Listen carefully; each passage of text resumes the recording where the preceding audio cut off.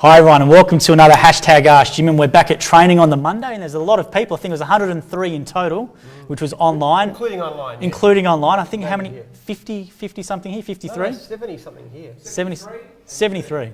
So it's good to be back to some sort of normality and people. Good to have a live audience. Absolutely. Terrible just talking to a camera. I hate it. Absolutely. So we've just briefed everyone online, and everyone who's online watches this always tunes in. So what we're going to do is for the training week, we've got all the questions here which are written down. So we're going to ask the people to come up, say their name and put that question to Jim. If you watched the one last time, there's some fantastic questions on it. And we're hoping for another show as well. Also prizes as well for these questions. If you are lucky enough online, put some comments in there as well. We might swing you a book or two. All right, so the first one up I've got here is from a Mitch. Where is Mitch? Mitch is right up the back. And this is a good question, Jim. We've never had this one before, so we'll kick off with this one. Be interested in hear your answer. Jim, how are you, mate? Yeah, Harry. So on the side, I work as a social worker. Yep. I work in addiction, alcohol, and other drugs. We work under the harm minimisation agenda as opposed to abstinence. I just want to know your views on harm minimisation as opposed to abstinence. I'm not an expert in this area. But I do have a research project being run at Latrobe University, and we're looking into the epigenetics and the biochemistry of things like addiction. And what we'd like to do is to actually develop a treatment which I think is quite feasible, that we could dramatically reduce the attraction of harmful substances. Yep. I think the answer is in science, actually. I think there's ways of actually changing.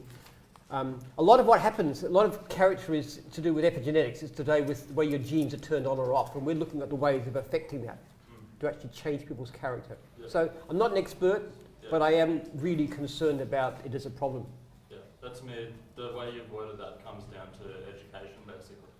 Educating people around their thoughts and not really, no. It's more to do with epigenetics and biochemistry. Use things like microRNAs and so forth, and to change the actual structure of people's genes. In effect, one of the problems with addiction is people have an overly short-term viewpoint. They say, I want to do this right now, yep. And I know they're going to feel terrible in a few days, but I want my feeling right now. It's looking at a very short-term point of view. It's the same reaction as things like alcohol abuse and a lot of other things too, like even debt or even overeating. They're all the same kind of thing. Yeah. What we're trying to do is to help people to have a more long-term reaction, to say, I don't want to do what I immediately feel like right now because I know it's better for me long-term. Yep. Yep. We want to shift character, and that's basically not education. It's actually a substance. It's something that you can ingest or you could inject that would actually help to change your character. So I love what you're doing, it's great, but I'm following a very different route. Yeah. And it comes out of this whole PhD research that I did back in the 70s. It had all sorts of implications for what you can do. Okay. I'll have to pick your brain more over the next few days. Sure. I don't want to take everyone's time. Thank you. It's a great question, Mitch, and you can look up biohistory as well into Google and YouTube. There's lots of videos as well on this sort of stuff. But that's a great question, Mitch, to kick it off. All right, let's get into the next one, which is from Ivan. Ivan, where is Ivan? This is a really good question. I haven't heard it worded this way before. It's been probably brought up, but never this word this way. So my question is, what's an operational issue you are struggling to find a solution for? Good question. The biggest operational issue now is to do with just helping franchisees to run their business effectively. It's very frustrating when you see franchises doing the wrong thing, not turning up to appointments, not ringing back and so forth. What I was talking about this morning. And we're struggling to try and do something about that using technology, especially Jim's jobs, developing a system that actually helps people to do the right thing, that books the jobs in for them, reminds them if they're doing something that's not best for themselves and their own business. That's kind of an ongoing struggle. How can we support franchisees better? What do we need to do? We're constantly asking ourselves the question of what can you do? How can you help franchisees to want to stay in a system? What more can we provide? Looking at incentives, looking at all kinds of things to try and, like my anniversary calls, when I ring people on who've got to 10 to 15 years and so forth, ring people up, recognizing them, sending out anniversary shirts, rewarding people, recognizing that we value them. Running better meetings. It's a constant struggle to. Those are the key operational issues, all to do with how do we make franchisees successful. Thank you. Great question, Ivan. So we've got a few comments and stuff coming online as well, which is fantastic. So get everyone tuning in, and someone's saying we can't really hear the question. So just make sure when you go to the mic, guys, you speak loud and close into it, because it's not a good mic, I've been told. All right, the next one here we have is from Matthew. Where is Matthew? It's a great question as well. There's a few really good ones in here we haven't had before, so I'm looking forward to it. Which division are you going to be from, Matt? Wodonga. Wodonga. Which mowing, cleaning? Which one? Mowing. Mowing. Jim's mowing up in Wodonga. Jim, I'd like to ask you, when things become overwhelming, especially when you're mowing and a lot of things going on, what were some of your coping strategies to make sure you could keep your eyes on the job but not lose your mind at the same time? Very good question. I haven't heard that one. As anybody who reads this book will know, I've been through some very, very tough times. It's not the same answer for everybody, but to me, my research was always the guiding light of my life. I knew I had to do my research institute. I knew I had this PhD worked out. I had no money. I knew I needed millions and millions of dollars to pursue it. That always kept me going. I just knew I couldn't give up. I just had to keep on going, and had to make it work. That was in the early days. A lot of the time too, it's a sense of obligation. You owe it to various people. You owe it to your family. I was pretty useless at business until I got married, actually. And then I married and had kids. You've got to do what you've got to do. And then it's the moral necessity of looking after my franchisees. It means a lot to me. So you think if I slacken off on this, my franchisees will suffer. And that's really hard. So it's a sense of, to me anyway, it's a moral thing. You just can't give up no matter how bad you feel. And I'm like that. I just will not give up. I will not lose heart. I just have to keep on going. So I don't know how that would apply to you. Yeah, no. But you do find that people who are married with mortgages and kids tend to be better franchisees. Yeah. Because you can't give up, can you? You can't look after your family. That's right. And so we're always very careful about young people, especially who are single, and especially early 20s, they can be very emotional up and down. But if you're steady, you've got to support your family. You can't give up. Right. Thanks, man. Great question. Cool. Next one we have here is from Mel. Where is Mel? Can I also say about that too? There's lots of stuff in the system that's great, like meetings and so forth. Getting support from your fellow franchisees. If you're feeling down, talk to your franchisor. Talk to your fellow franchisees. Talk to the mentors that we've got out there who are helping if you've got any issues. Use what's in the system. There's an awful lot that people sometimes don't make use of that is there to help you through hard times. And that's one of the reasons that people can stay for years. We've got franchisees who are in the system and haven't taken a job literally for years, but they still want to be part of us. And it's that moral support thing that really makes a big difference. That's a great question. So next up we have here is Mel. Where is Mel? We haven't had this one before either, so there's all first, and it'd be interesting to hear what you say to this one, Jim. I've got my answer for this one. Hey Jim, I'm just wondering, has there ever been any major medical emergencies that yourself has personally had to deal with between staff or franchisees? Medical emergencies on site? Medical emergencies, not on site, no. I can think of one that's happened at training.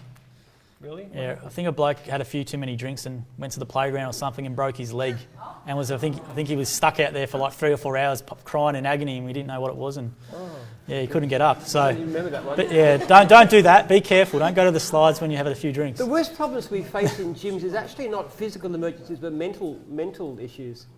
That's far more of a concern, actually. I know safety is important. We actually had one employee of a electrical franchisee die from electric shock, which was pretty horrible. But the worst thing is mental problems. We've had several franchisees and at least one franchisor commit suicide. And we had a shocking thing that happened a couple of years back in Perth, where one of our franchisees went berserk. He killed his wife and his 3 little girls. And that was awful. That was really shattering in a way that no physical emergency could be. I went to attend a meeting that was over there in Perth, and but most of the franchisees in the whole state were there, and people were really, really, really uptight and emotional about it. We put through a whole lot of things about, after the result, we sent out all these fridge magnets with all the emergency mental health numbers. Okay, yeah. And what else did we Training. do? Franchisor training. From then on, everybody, including myself, has done mental health training. We've got mentors that are actually available. You can go in through gyms, you can actually find a mentor. That all came out of that particular episode. So that's the biggest crisis, and that's the most upsetting one. And we do have, it seems to be an increasing problem. I think we're more at danger from mental health than we are from physical health these days. That's my feeling. Yeah. Perfect, thank you. Good question. We never had that one before either. So we've got a few people leaving comments and questions online. These are great questions. Really love them. They're Really? out of the ordinary. Absolutely. There's a few comments and questions online. Real quickly, Jim, when is the Diggers division coming to NZ? I think Matthew. I told him to email Paul Sandals. That's the answer. That's what I gave him.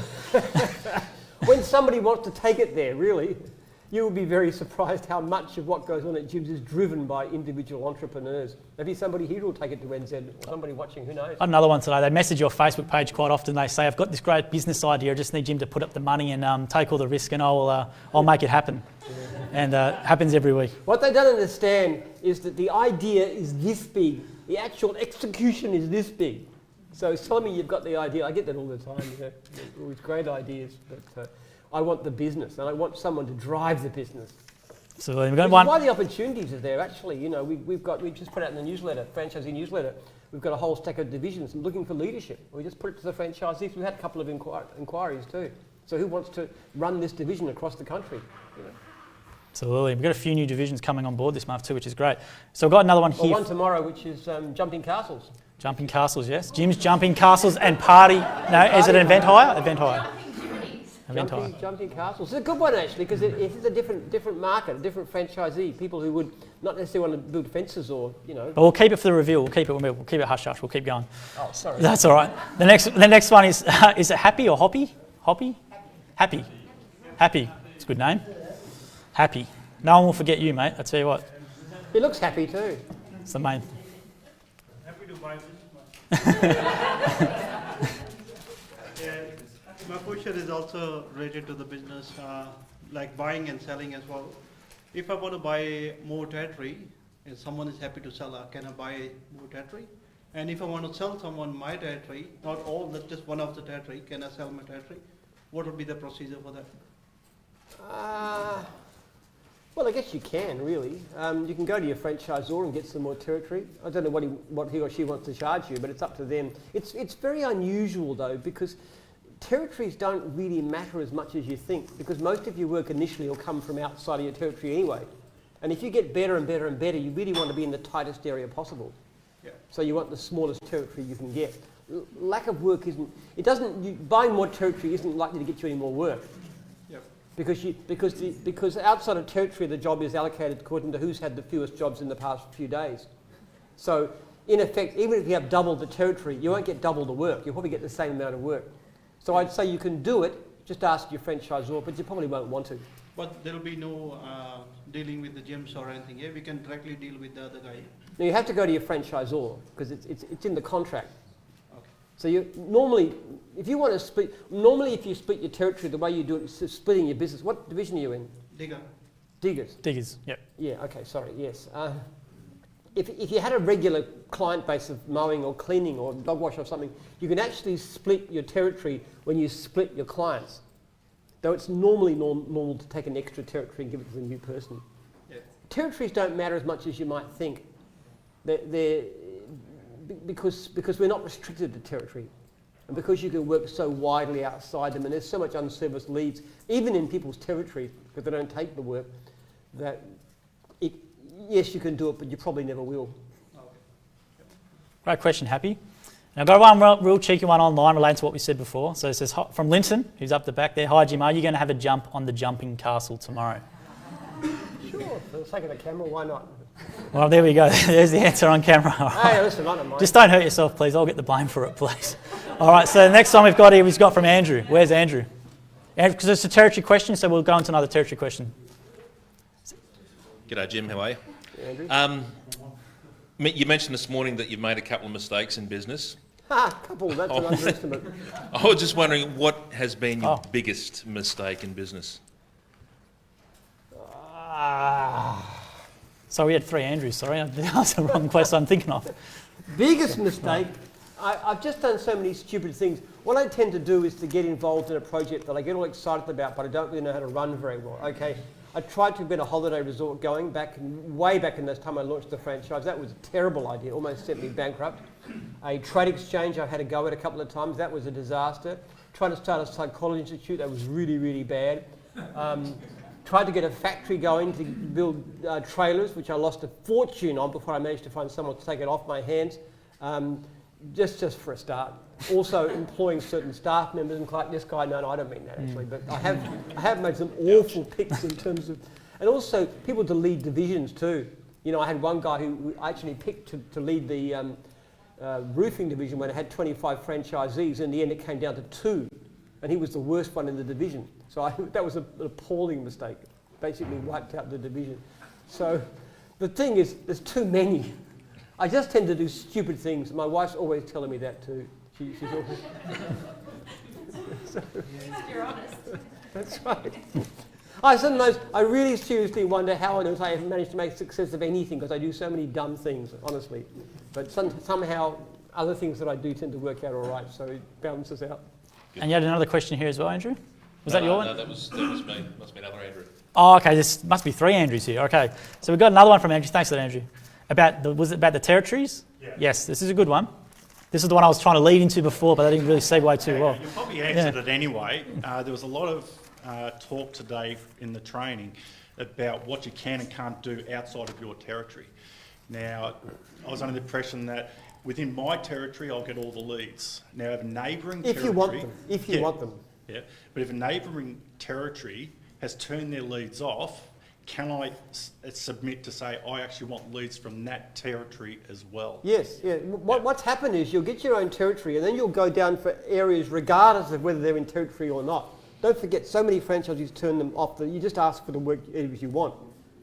You wouldn't even necessarily need to know whether they're territory or not. It doesn't make any difference to you. You can just say, I don't mind, it's 5 minutes from my home, I'll work over there. Whether it's a territory is irrelevant. If it's a territory holder wants it, you won't get it. If they don't want it, well then you're down for it. So I put yourself down for the areas that you want and just ignore territory. Yeah. Okay. Cheers. Good question. We've got a few people writing comments online, which is great. So I'll get to those comments and questions in a minute. I just want to power through these ones we have here as well. So leave them in there online and we will get to them as we work our way down. So the next one here is from Louis. Where is Louis? Louis, right up there. Which division are you going to be from, Louis? Energy. Energy, cool. Yeah. So I actually had a question there, but I was like thinking through. I was actually want to ask a couple of questions. The first one is in regards to social media, a little bit off the business topic, but social media like Facebook has recently blocked news channels, and they have had this massive control and manipulation over the whole, word and dictation. What's your views on how lives on Facebook opposed to on YouTube is, and do you think that you might eventually move lives over to YouTube instead of Facebook? To be honest, I haven't got a clue what the difference is in terms of... No, sorry, I know what they are, but as to which is more biased, I wouldn't really be able to tell you. But I do know there's a big danger, and as you can recognise, anybody recognises that these people control their flow of information. I personally got problems with social media as a way of learning about the world, because you can get all kinds of terrible effects, like you can be part of some right-wing conspiracy and you'll get all this stuff in and you get a terribly distorted view. I like reading the mainstream media, like The Australian or The Economist, those kinds of things. So I think you're just going to be very careful, because you it's not just the fact that they censor what you read, but your own preferences censor what you actually get. So you can get a very twisted view of the world. In a way, isn't it? Well, it's manipulation, but a system which gives you what you want to see. Yeah. So some story about Harry and Meghan is going to get massively into your lead, and it's so twisted and distorted. It's a very dangerous thing. We like it because actually social media is a great way of focusing on people we're interested in, like a certain kind of client or a certain prospective franchisee. I mean, it's very useful for us to have targeted advertising, but it's very worrying. It really is. I think we all recognise that it's got tremendous potential for... I'm just very pleased with the deal they've made, that Google have made and Facebook have made to actually start paying our news media. Because during the lockdown last year, you had, and for us Victorians, it was a really horrible thing to happen, and how they shut down all of the small contractors in the state with no justification at all, even sole operators where there was no health risk. And that was infuriating, and the government was just totally couldn't give a stuff about anybody else. They just, this is politically good for us, so we'll do what we want, and who cares if tens of thousands of lives are destroyed. But the media was the people that spoke up.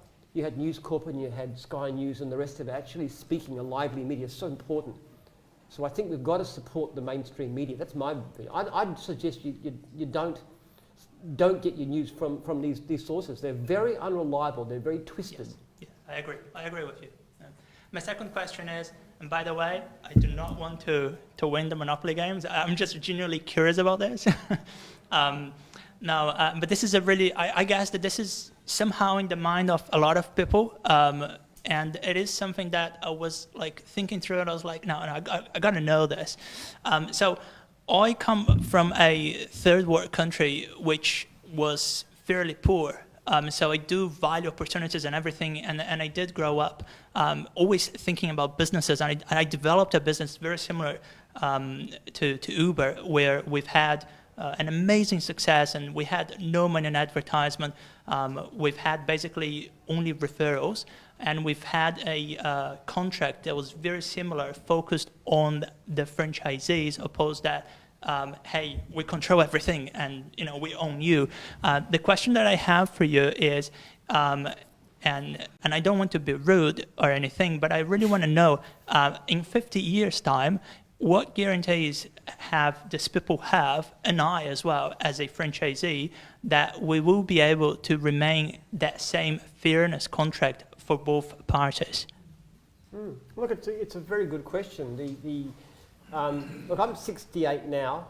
I've got probably another 20 years of useful life, but I'll still be around and directing things.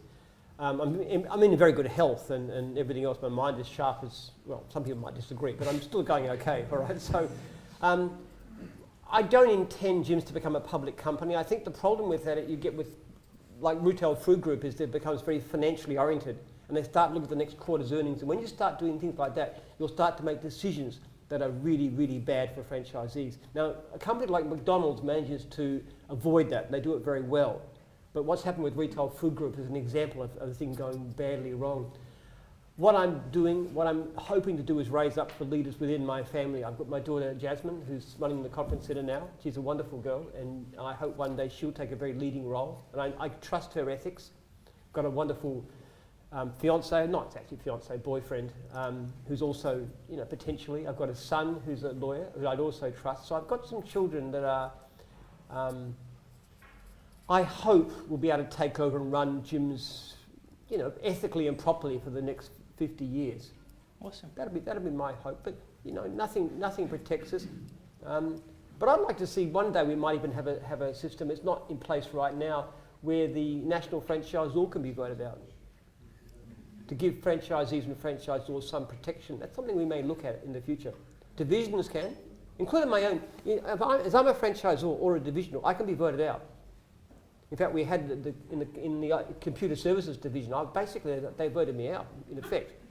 They said they don't like the way you're running it, and they're probably right, so now someone else is running it. So it applies to me as well, and I think down the track of it, something we should think about, giving franchisees and franchisors the ultimate power to say, are we being looked after? Awesome. Unless there's some major development, we can upload you into a computer or something, and you can be around for a long time. And well, the other thing is I'm very carefully watching all the biology about ageing research, and if it comes to the stage where dying becomes optional, I'll be first in the queue. Add me to the list. but we did do these lives to YouTube as well. The problem was technical issues. So we used to have OBS and used to go Facebook and YouTube, but there was too much issues for it, so we just did to Facebook. But we do upload them to YouTube as replays. So, right. Yeah, cool. Thank you. That was a really good one, Louis. Good stuff. But the original question was, where did you grow up? I'll just read it because where did you grow up? I don't think many people know that one. No, Adelaide. Adelaide. I lived in Adelaide from the time I was 3 until I was about 14. I'm ashamed to say before that I wasn't even Australian, I was from the UK. But my mother's Australian, so I'm not really a Pom. Excuse too many Poms here, but us Aussies are different. Good stuff, Louis. We've got one here from Connor. Where's Connor? Connor's coming up here now. Just to start with, I don't think there's much wrong with being a Pom. So I know it. No, I have to say, you know how you can tell where there's a plane load of Pommy migrants arriving at Tullamarine Airport? Because the plane stops and it keeps on whining. But don't worry, you can assimilate. You'll even learn to speak properly after a while. Yeah, that's the one. Yeah. So You I guess- remembered your question? Yeah. So the question is, if you could have started this with any other sort of trade, what would it have been? And do you think it'd be as successful? Any other division to start with? Good question, we haven't had that one. Well, it'll be difficult because basically it started off because I love gardening. I love being outside. So doing it, the basis of Jim's is that I was a lawn mowing contractor for 15 years. And I knew the industry really, really well. So when I started franchising, I was franchising something that I understood extremely well.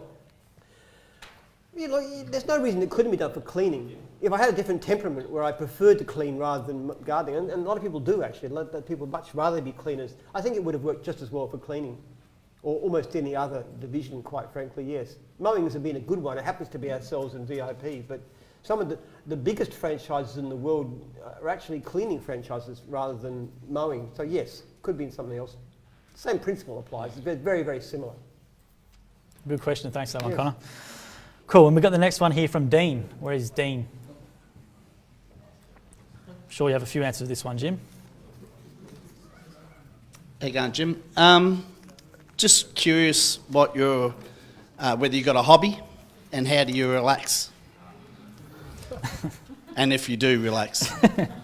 That's the better question. Yeah, no, I do. I have a small farm. I spend a lot of time, probably about 10 or 12 hours a week, just working outdoors on my farm, just digging weeds and planting things and growing potatoes and all kinds of stuff. I love that kind of stuff.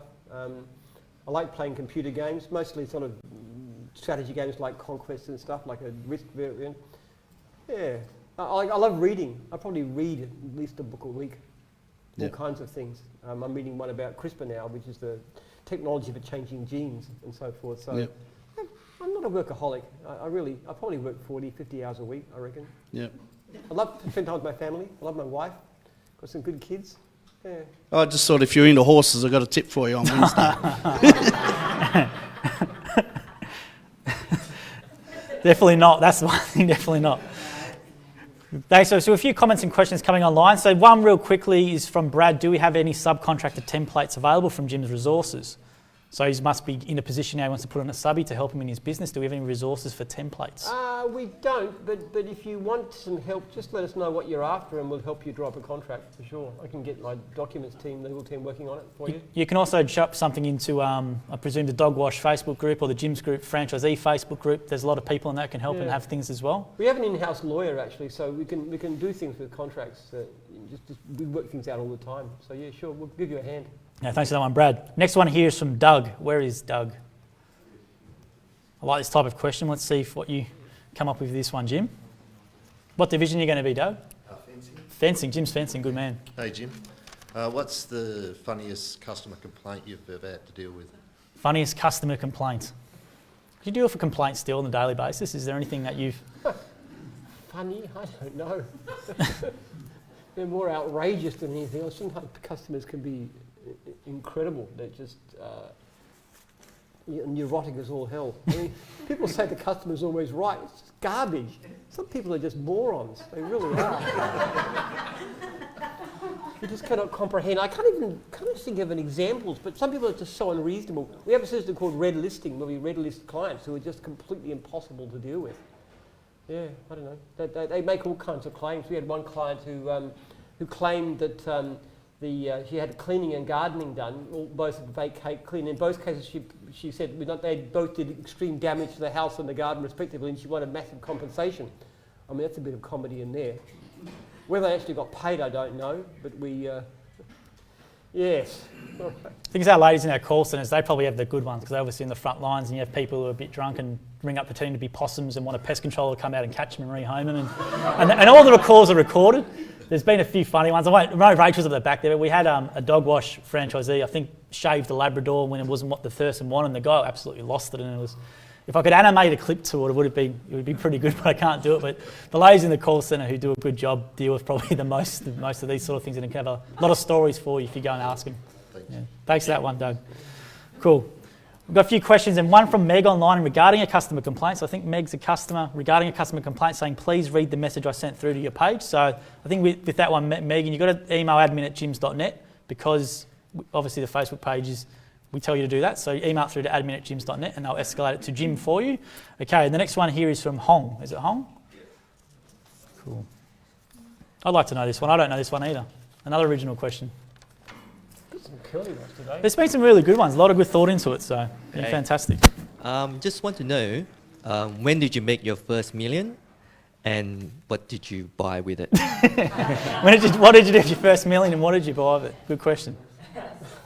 Well, it's when you say your first million, what's what you mean? When was my company worth $1 million? Well, probably round about 1990, shortly after the franchise started, it was probably worth that. But as to what I did with it, it's not a case of, it's not money, it's always just debt. You know, because what I would always do if I had $2, I'd always spend them, and then another extra $1 beside, just to try and make the company work better, or cut their costs, or increase the marketing. So in fact, I'm the stingiest person imaginable. I still go into, I have fights with I'm not too badly off now, as you can probably imagine, but I still always buy the Coles brand in the supermarkets. I cannot stand to spend money. I drive a crappy old car, which is about 10 years old, and makes very funny noises. And always say you can get a better one. These trousers come from Kmart, and they're not from. So it's. I am the original Scrooge. I can tell you that. I do not spend money outside of my business, and then I'll spend a lot. Fair enough. Good question, Hong. Which division are you going to be? Bookkeeping. Bookkeeping? Yeah. Well, you should know all about money. No spending. When you earn money, you've got to invest it, don't you? Isn't that right? Yep. You can't just spend it. Yep. People actually come unstuck, they start making money and they start spending and they get expensive stuff. One of the things that people believe in too, which I think is really wrong, they think you have to have impressive stuff to impress clients. You have to have the best mobile phone and clothes and up-to-date cars and all the rest of it. I don't think that impresses anybody, at least not in our industry. I don't think people want to think that you're spending all your money on those kinds of flashy prestige stuff. They want you to think you're spending your money on things that are going to benefit them. Yep. Yeah, good question, Hong. Thanks for that one. Good luck with your business. Okay, we've got a few comments and questions coming online, so keep putting in there, because we've got 6 questions left here, which we're going to get through first, and we'll tackle anything left online. You can put anything on there as you want. Okay, the next one we have here is from Brenda. Where is Brenda? Brenda? All right. Brenda. Oh, sorry. Who wrote this? Brendan. Sorry, mate. Brendan. Brendan. Is that an A and an N, or what's that? No, I'll show you what it says. Brenda. Sorry. It says... Who wrote that? You do not look like Brenda. Despite the hot pants. Sorry, Brendan. Brendan. No, that's all right. Sorry. This is just a basic question. Just a basic question, but it intrigues me. You've been doing this for a while now. If you weren't doing this, where do you see yourself? Oh, in just some other form of business. Business is so much fun. I just love it. It's I love computer games, but business is like the best computer game of all time. Endlessly productive and obviously challenges all the time, and just always ways of improving and doing things better. It's just the greatest fun. It's like the best computer game in the world, except you get paid for doing it. That's what I love about it. So I can't imagine anything better than business. I would never retire. I just couldn't imagine it. It would just be like dying. I enjoy what I do so much. It's good to know, because this is the first time that I've actually chosen a job rather than fallen into a job. So good. Yes. So it's good to. Well, for now, make your own choices. You're in charge. All the onus is on me now. So. Yeah. There's no limit. There's no upper level. There's nobody's going to tell you make so much and no more because of your education, because of your skills. You're going to decide this. Yeah. And you might have a comfortable, happy life. You might become a multi-millionaire. You might fail. It's up to you. I hope you don't fail, but that's not common. Fingers crossed. What division are you going into, Brendan? Mowing in Hobart. You'll be on Tassie. You'll be fine. You got what's his name down there? Tim responded. Yeah, he's a nice man. Checked up on me this afternoon, so he's good. Oh, good man. Yeah. But you can go anywhere with this. That's the thing. I mean, it doesn't have to be. You could be the franchisor. You could employ a whole stack of people. You could use it as a bouncing point. You could start a new division. You could go into something completely different outside of gyms because you've learnt the business skills. Yeah. It really is very open. That's why business is so much better than a job. I could not imagine working for somebody else.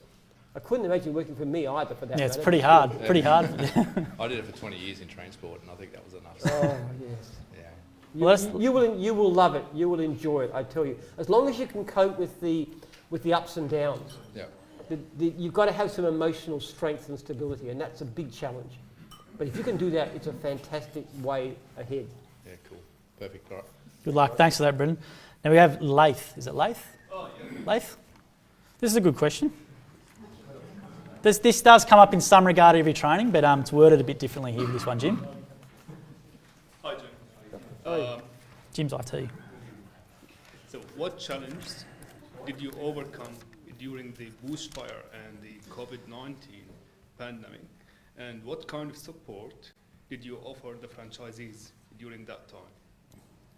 Well, the lockdown was the challenge. In actual fact, it's been a very good year for us because you've got to think in our situation, we don't lack work. Work is incredibly plentiful. We lack franchisees. And in a sense, COVID was very good because it actually stuffed up so much of the economy that people were coming to us because we had all the work. So, and it's been very, very good for us. The lockdown was the hardest time because in Melbourne we had like best part of 1,000 franchisees who were out of work, and we were in touch with them, and you heard stories. I know 2 franchisees who had suicide attempts within their own family. You know, we had a couple of franchisees in Dogwatch who were being threatened with eviction from their home. We actually said, if anybody gets thrown out of your home, you can come and stay at Foothills, no charge. But they were being contributed. We lent one of them some money. People were giving them, food vouchers and stuff, which is wonderful, the way franchises rallied around.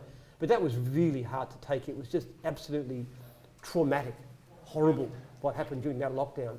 And it really got me very angry, as people understand, because what was done was so unnecessary that we were not a danger to public health. It was purely political. Yep. That was the worst experience, I tell you that. Overall, financially speaking, we did fine because our business is growing and doing very well. But the lockdown was horrible. What about the bushfire component as well, Jim? Obviously, we did touch on that a bit sometimes with the bushfires up in New South Wales and when that happened a bit. Yeah, I know. Sometimes you get bad things happening, bushfires. But bushfires tend to make us money, though, because we actually go out and do clean-up jobs and stuff. The drought in Western New South Wales was pretty bad. That was not this year, but the year before.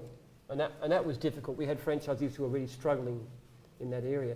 Yep. But that's quite unusual for us to be short of work, but we were in that area. But you sort of feel things, because we're not remote here. Franchisees, I talk to them all the time, and you hear these things happening and what's going on in their families and how bad they feel. And people kept on ringing me to say, when is this going to be over and when can we go back to work? And what can I say? It's not up to me. Yeah. The reason I ask because during that time, the market had a huge meltdown, and many small businesses closed down, and also many franchisees breached their franchise agreement because they were suffering financially, and they didn't receive any single support from the franchisor. And to be honest, I was one of them. So where were you at that time? I was with a company called Sandwich Chefs. Sandwich Chefs. Yeah, it's a restaurant. Well, were you actually? So did you have premises? Yes. Yes. Well, that was you had your rent, I suppose. What we did in for any lockdown in Australia or anywhere else in New Zealand, we completely stopped all franchise fees. They didn't do that with me, no. No. Well, Greenacres, our big competitor in New Zealand, actually kept on charging franchise fees, and they got really hammered in the media about it. We completely stopped all their franchise fees. Every franchisee was paying no fees.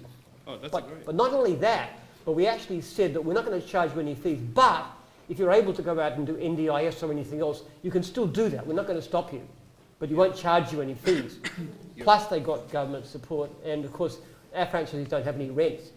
Yep. So, in actual fact, for the most part, we didn't suffer too badly because of it. I'd say one of the things too, and it's not just my own decision. Nobody in gyms, if anybody in gyms would suggest that we charge fees to franchisees in lockdown, we would have put them in a lunatic asylum because it would have been booted out. So against our whole ethos. But what was actually really heartwarming is that even when the franchisees' fees were all frozen, the franchisors in Melbourne were still ringing their franchisees regularly and saying, "How are you going, mate? How's things? Bear up, I'll be with you." So they were still providing the support, even though they weren't getting paid for it.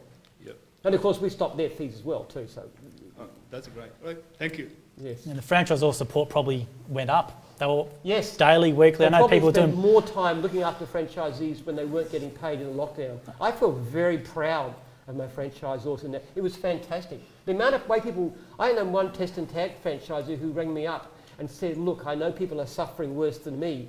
Can I help? Is there anybody who needs something? And he was cut off from work. He couldn't work because of the lockdown, but he was still ringing up to say, how can I help other people?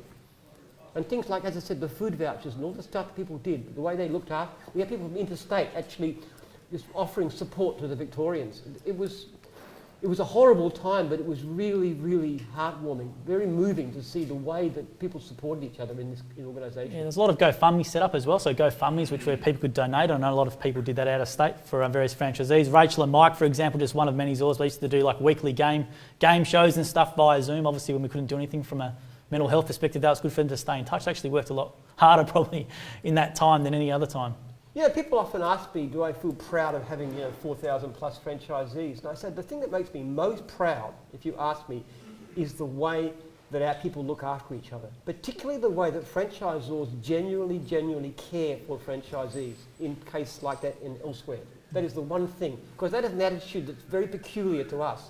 And it's my own personal view, very strongly held, as you know from this morning, but it's also something that's very widely disseminated. Most franchisors do genuinely care about franchisees. A great Starts at the top. Yes. From you. But that's a great thing, isn't it? That it goes through the organisation, and you also find that at every level you will find when you go to meetings, and I talked about it this morning, but you'll find franchisees who are good at what they do. They'll support you. They'll actually give you advice. You can talk to them, you can ring them up in the evening and they'll give you advice on how to run a better business. People will give their time.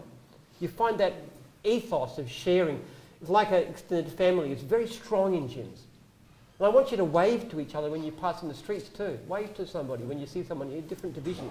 Yeah, we don't want you jumping on here saying, oh, someone didn't wave to me in the streets, which happens sometimes. Sometimes they don't, they miss out, but it's good to have that sense of connectedness, isn't it? But we also have a Facebook group for franchisees, and they always post, can someone do this? Who recommends someone good at this? And within 1 minute, there's someone replying with details and mobile numbers and stuff like that. So make sure you join the Gyms Group Franchisee Only Facebook page as well for that sort of stuff. Cool. All right, we're going to keep going here, and we've got one here. Is it from Neil? Neil, I don't know whose writing's this. About the contribute to your success. Oh, Leah, sorry.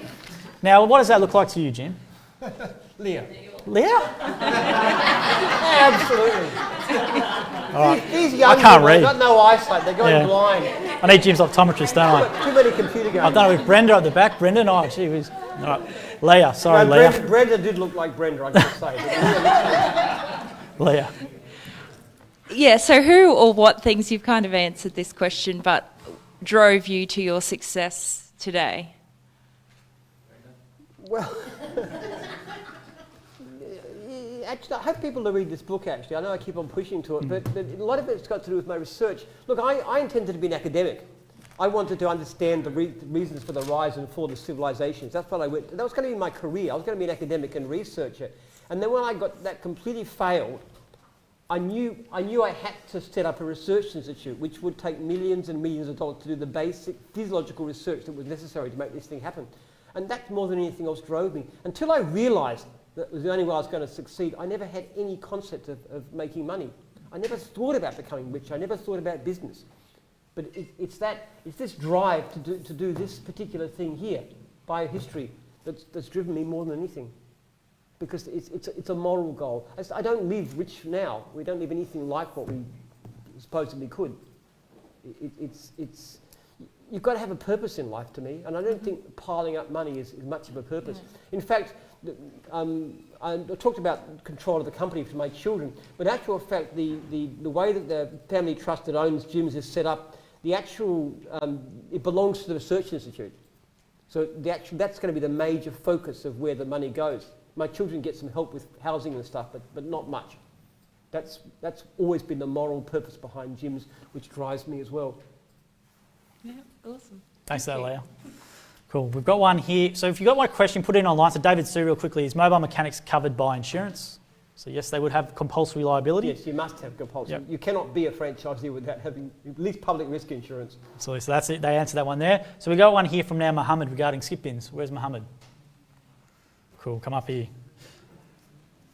Jim can have a go at this one. I can answer this one, I reckon, though. Mm-hmm. Hi, Jim. Hi, Mohammed. Yeah. I'm from Sydney, southwest, and My question is, as the Sydney construction market and housing market is booming again, so do you have any special marketing plan to go along with it for this skip bin business? Well, skip bins there's a lot of work coming through with skip bins. The biggest issue we have with skip bins is the sorting yards. And that enables you to be more competitive. The one thing that would really help Sydney to get off the ground would be a sorting yard, a major sorting yard, or more than one. We've got 2 already in Melbourne, no one in Sydney. Because if you have a sorting yard, you go through and you can separate all the different stuff out, and you can get rid of most of your tip fees, and it's a lot better. And you can even sell some of the stuff like the metal and things. So Metal, yeah. that would be a huge secret of it. I don't think there's a lack of work in any way. It's always a matter of keeping your costs down to be something reasonable. But we were talking about that at lunchtime, weren't we? Yeah. If you're going to do this business properly, unlike a division like cleaning or mowing or even dog wash or those kind of ones where you'll tend to get lots and lots of work, with skip bins you do have to do some self-marketing, which means whenever you pass by a builder or anywhere else, you drop in and give your business card over. You just got to constantly be looking out for it. And then with time, when you do that, you'll actually pick up your regular client base and you'll look after them, the customer service. Yeah, I moved to Australia like 12 years now, and what I believe myself, all the job I got is just knocking on the door. Yes, well, and, you're very well set for this. Yeah, I believe that if I knock on the door, I'll get the job. So this is my part. And so what I will get from gyms. Yeah, so the franchisor in your area knows the area best, will be responsible for setting up your Google Ads, especially for skip bins. It predominantly depends on Google Ads, and there's SEO, which is obviously for the website. So they've just engaged a new SEO company. Yeah, I'm not saying you're going to get all your work. You get all your work for yourself. You're going to get quite a lot of leads from us. Yeah. In fact, if you actually look at it, or if you email me, we'll tell you how many leads there are coming and how many per franchisee per month and how many they're getting. There's a substantial amount of leads coming through already. What I'm saying is that if you can continue doing what you're doing to build up your own client base, it's also better too, because you take a lead from us, you've got to pay a lead fee.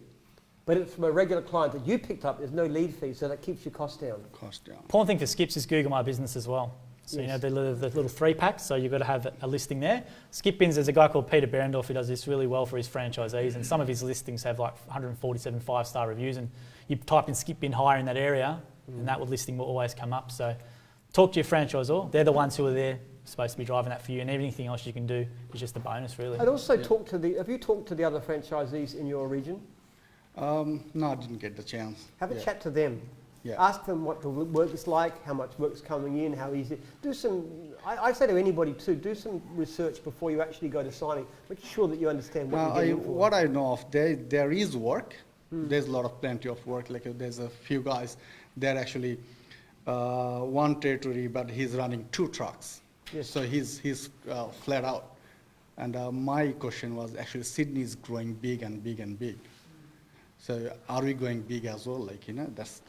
Well, it's actually skip bins in Sydney is a lot smaller than skip bins in Melbourne.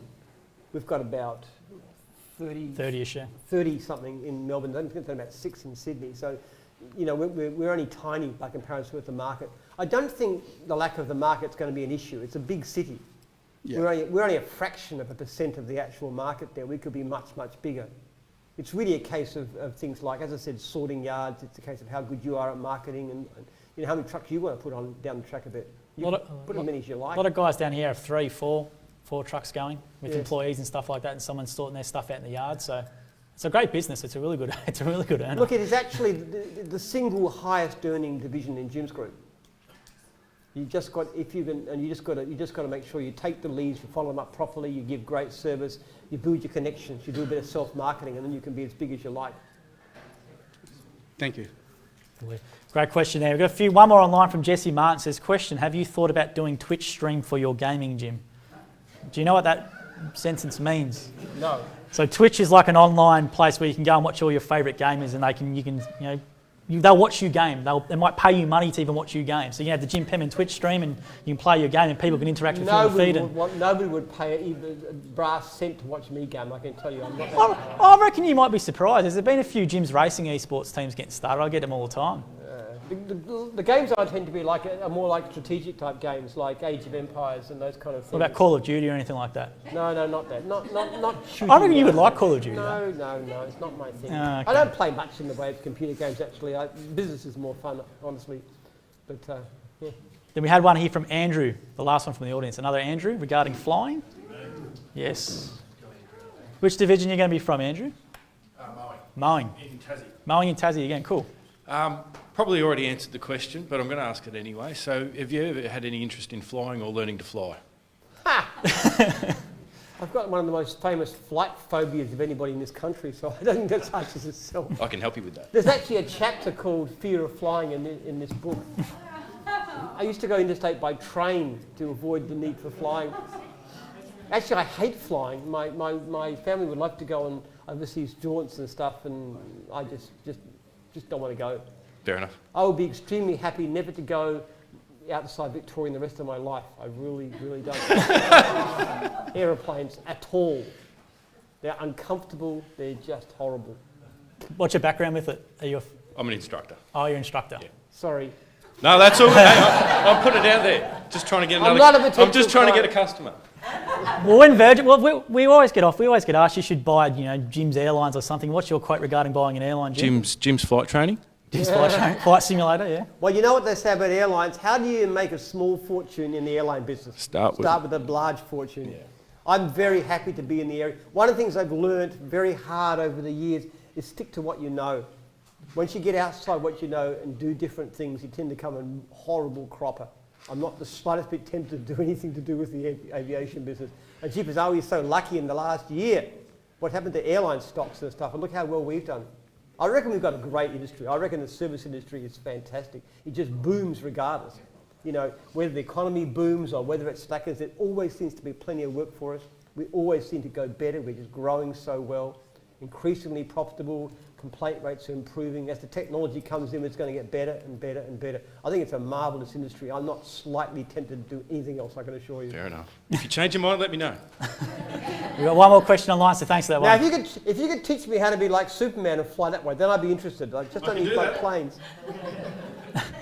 That is a good question from Trish Solomon, Jim. So my son always likes, my 11-year-old asks me, which superhero power would you like to have, Dad? That's one of his favourite questions. We want to go from Trish Solomon, which goes, what advertising actually done to promote each individual's franchise area, or is it the responsibility of the purchaser? From Trish online. Well, franchisors are actually responsible for advertising. So most divisions, that's really all you need to do. The franchisor will take your $140 a month or whatever it is and spend it. And it's changed dramatically. It's a lot. In the old days, it was so simple. It was just local papers and yellow pages. And now it's all the online stuff and the AdWords and the Facebook and social media and all kinds of stuff, which is really, really complicated and challenging. But to a large extent, what tends to happen in more recent times is that previously franchisors would do it. These days, it tends to be more done in larger groups like divisions or nationwide and so forth. We have companies that do this kind of stuff because it's got so complicated. I mean, we're doing very well because obviously our leads are increasing all the time, though I think that's probably mainly customer service, but still, we do manage to do very well in finding leads. But it's a very different animal from what it used to be.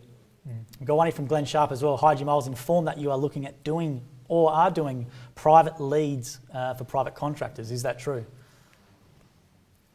Private leads? He goes, are you doing leads to private contractors? Is that true?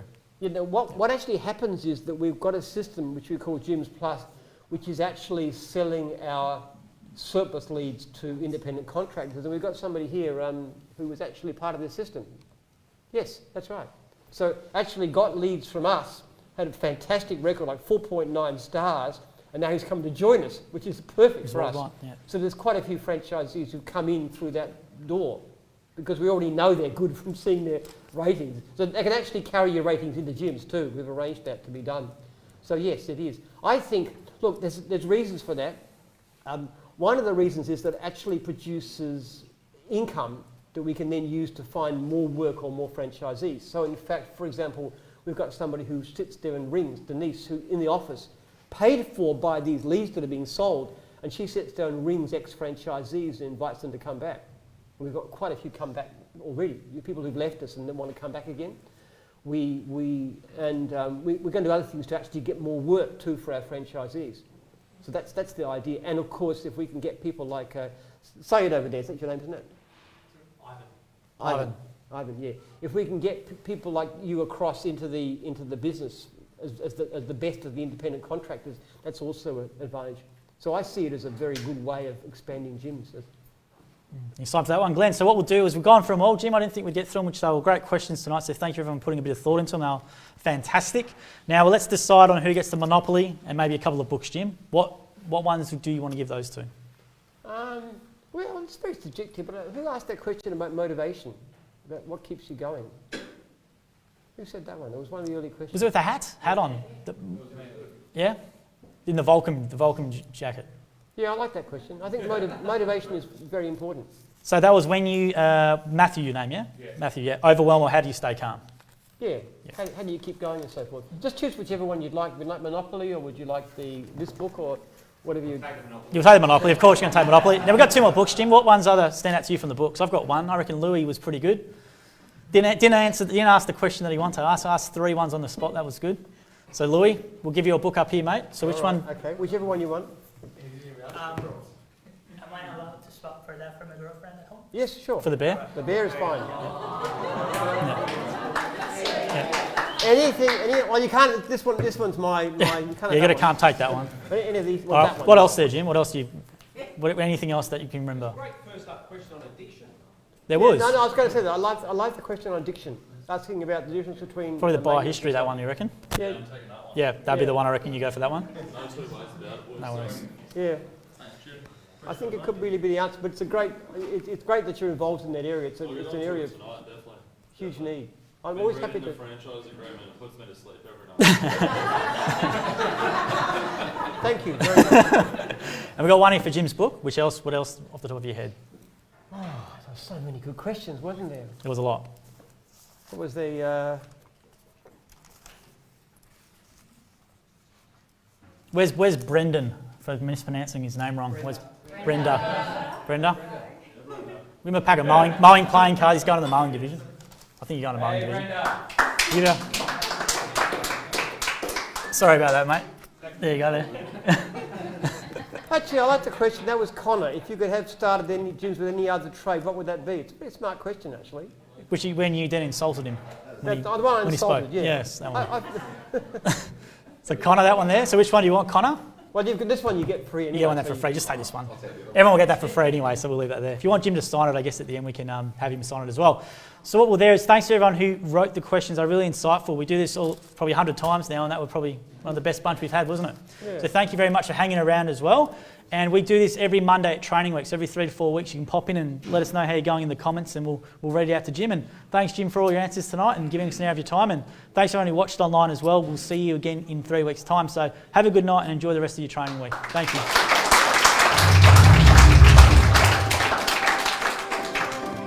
Good job.